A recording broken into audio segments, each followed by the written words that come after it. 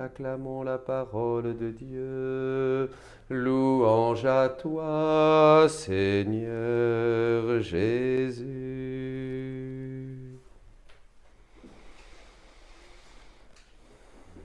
Le royaume de Dieu, mes amis, il est là.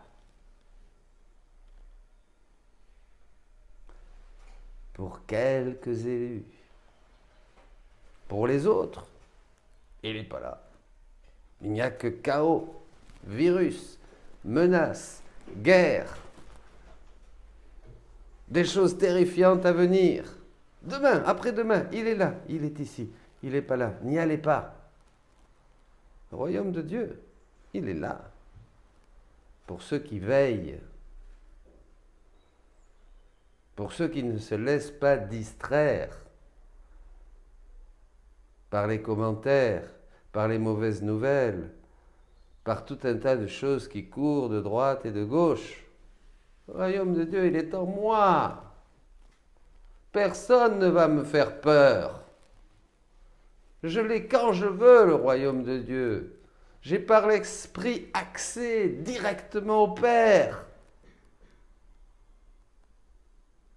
Mais je peux en sortir aussi en une fraction de seconde et me laisser piéger par l'extérieur, par les sens, par le mensonge, par celui qui contrôle tout. Le royaume de Dieu est en vous. Celui qui m'aime, le Père l'aimera et nous viendrons en lui et nous ferons notre demeure en lui. Vous voyez ici, il y a ces filles.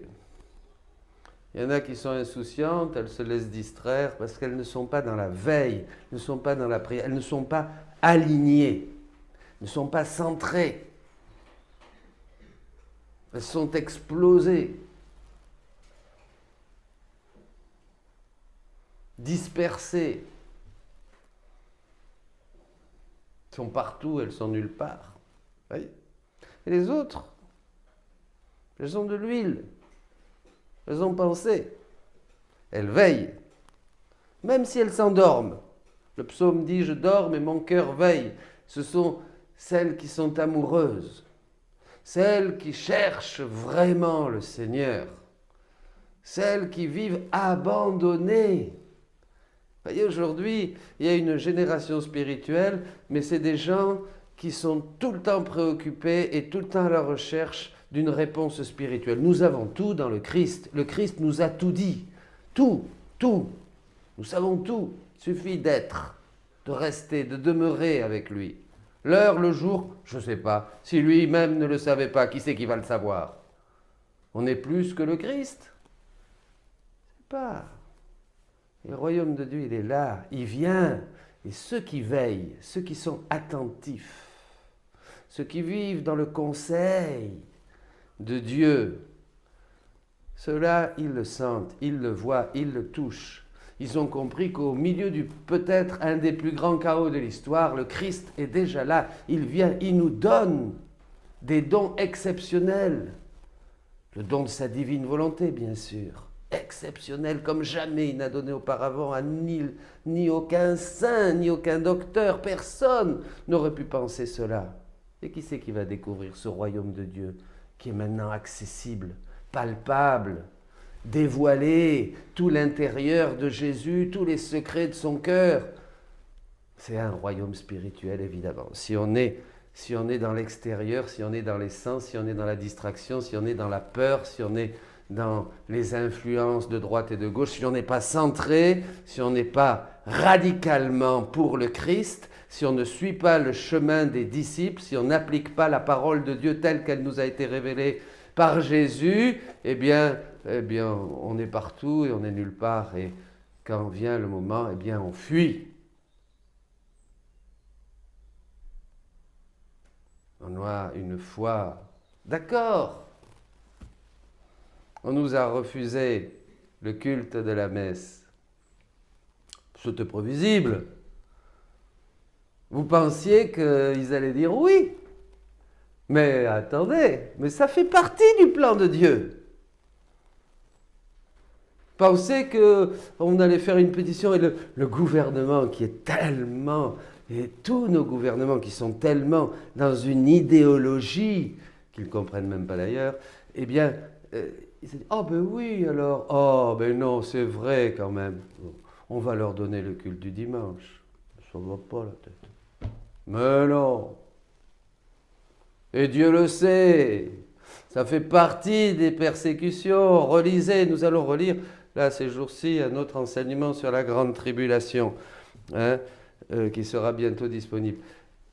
C'était évident. Ne vous inquiétez pas. Même ça fait partie du plan de Dieu pour arriver à la finalité et au projet que de toute éternité, il a décidé pour l'homme et dont maintenant le décret est promulgué. Le règne, le royaume de Dieu au milieu de nous.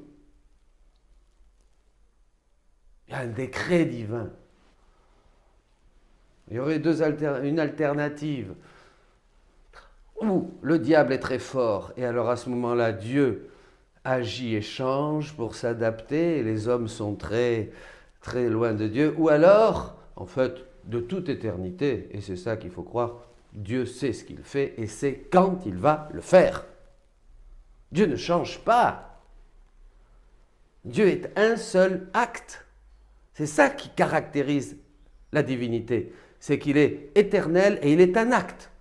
Donc tout est déjà accompli. Dieu ne change pas. C'est nous qui changeons. Le temps est une création de l'homme. Alors mes amis, vous voulez entrer dans le royaume de Dieu ? Veillez, priez, taisez-vous dans la bouche et dans la tête. Entrez, jouissez du royaume de Dieu en vous. Embrassez-le et laissez-vous embraser. Comprenez ? Alors, ben oui, ben les autres, évidemment, ceux qui ne sont pas pris. Mais Seigneur, on a fait ça, on a fait ceci, on a fait cela. On est sorti dans la rue avec des croix et des drapeaux. Pour toi, on a fait tout un tas de choses. Ah bon ? Ben, je ne vous connais pas, là. Alors il est méchant, le Seigneur ? Pas du tout. C'est une vérité. Pour te reconnaître, Dieu a besoin de se retrouver en toi. C'est pas qu'il est méchant. Il vient tout nous donner pour que nous soyons comme lui, pour que nous participions à sa divinité, pour que nous soyons ses fils et ses filles de Dieu, tels que nous l'étions au début. On a tout perdu, on est devenu mendiants, misérables, affreux. Il reste quelques petites choses, mais pas grand-chose. Maintenant, le Seigneur dit, bon, ben, vous inquiétez pas, je vais refaire le potier, je vais refaire le vase, je vais vous donner ce qu'il faut, et je vais vous reconnaître. Je vais mettre en vous tout ce que je suis, toutes mes qualités, tous mes attributs, toutes mes richesses, toutes mes beautés, toute ma grandeur, tout. Je vais tout mettre en vous, et je vais dire, ben, te voilà. Te voilà de nouveau, chair de ma chair, os de mes os, disait Adam à Ève. Eh bien là, il va dire, mais te voilà. Tu es comme mon Jésus. Vous comprenez ? Donc, il veut nous reconnaître. C'est pas qu'il ne nous connaît pas, mais on ne peut pas entrer dans le royaume de Dieu si on n'est pas comme Dieu. Vous serez comme des dieux. C'est très clair, c'est très beau ça. Alors, qu'est-ce que veut faire le Seigneur ? Comme il veut se trouver en nous, il le dit à Louisa. Je veux me trouver en toi. Et alors là, on donne Dieu à Dieu et on rentre dans le royaume de Dieu. Il va nous donner ses connaissances. Le ciel ouvert, disait Saint Jean. Le ciel ouvert, disait Jésus dans le premier chapitre de Saint Jean. Vous verrez le ciel ouvert. Eh bien, le ciel est ouvert au milieu de l'obscurité de ce monde qui ne touche que la plante des pieds de ceux qui regardent les choses du ciel et qui cherchent les choses du ciel. Et on entre dans le royaume. Dieu nous fait des dons exceptionnels. Il nous donne des connaissances c'est l'armée de Dieu pour vaincre la volonté humaine, dit Jésus. Cette armée de Dieu, ce sont les connaissances sur sa divine volonté. Et ces connaissances entre nos mains deviennent des armes. Et nous sommes tout puissants, beaucoup plus que toutes les bombes nucléaires, que toutes les fusées, que tous les sous-marins nucléaires, que tous les virus, que toutes les maladies, que toutes les machinations des hommes. Nous sommes tout puissants parce que nous avons toutes les connaissances, toutes les connaissances, et nous les avons dans nos mains à travers nos actes. Nous avons des armes qui sont les plus puissantes et qui vont faire tomber toute volonté humaine, toute volonté rebelle.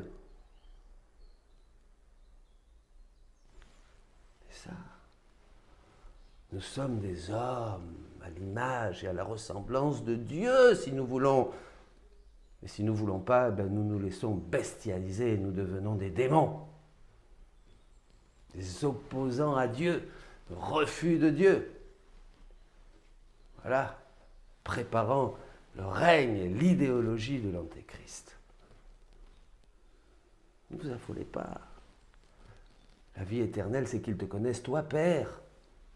Connaissez-le, en l'aimant, en l'adorant. Et Jésus veille sur ça. Et ça, un très beau passage. Je remercie une amie qui m'a envoyé ce passage ce matin, au livre 34. Jésus veille. Il veille sur chacun de vous, ses petits, ses chéris. Il veille pour voir si tu vas t'éloigner. Et là, il court après la brebis perdue. Il te prend dans ses bras, il envoie des grâces, il fait intervenir les défunts de ta famille, tous les saints du ciel pour aller te chercher. Il est là, il court après toi. Il veut pas, il voit si tu as péché, il t'envoie la repentance pour que tu pleures ton péché, que tu te rejettes dans ses bras à travers le sacrement de pénitence.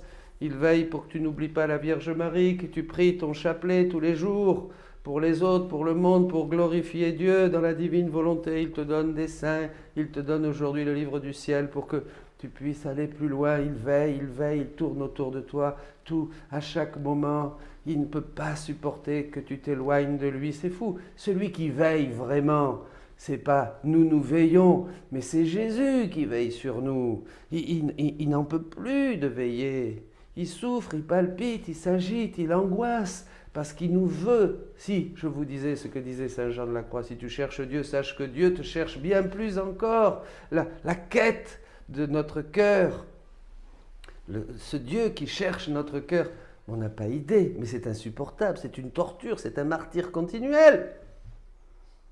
Ça n'a rien à comparer avec le plus grand des amoureux ou la plus belle histoire d'amour. Ça n'a rien à voir, mais c'est de la pacotille, c'est du vent, c'est rien en comparaison de l'amour infini de Dieu qui veille sur le cœur de son enfant, beaucoup plus qu'une mère qui a peur et qui craint pour son fils malade ou qui est pris au milieu des flammes. Ça n'a rien à voir. C'est fou, on n'a même pas idée, on ne peut pas comprendre. C'est incompréhensible. La veille, Jésus ne dort jamais. Il n'a pas un moment de repos. Depuis le péché d'Adam, d'ailleurs, il ne peut plus se reposer. Il s'est reposé à la fin de la création, puis après Adam a péché, puis basta. Plus de repos pour Dieu. Il est sorti de son repos, puisqu'il n'avait plus de paradis, le cœur de l'homme, Adam. Donc il n'était plus, donc Dieu erre jusqu'à ce qu'il retrouve son royaume, c'est-à-dire le Christ, roi des rois, et tous rois dans le même royaume, avec le même régime, avec les mêmes biens, tout en commun, une communauté de biens. Rien à voir avec ce que nous propose le communisme du monde, qui est une singerie, évidemment. Le malin essaye toujours de singer les dons de Dieu et de nous faire croire à des prodiges, de nous faire croire à des merveilles. Ils feront des miracles, vous verrez. N'y allez pas. Jésus veille sur nous, mes amis. Rendons grâce à Dieu. À nous la victoire, parce qu'elle est déjà sienne. Amen.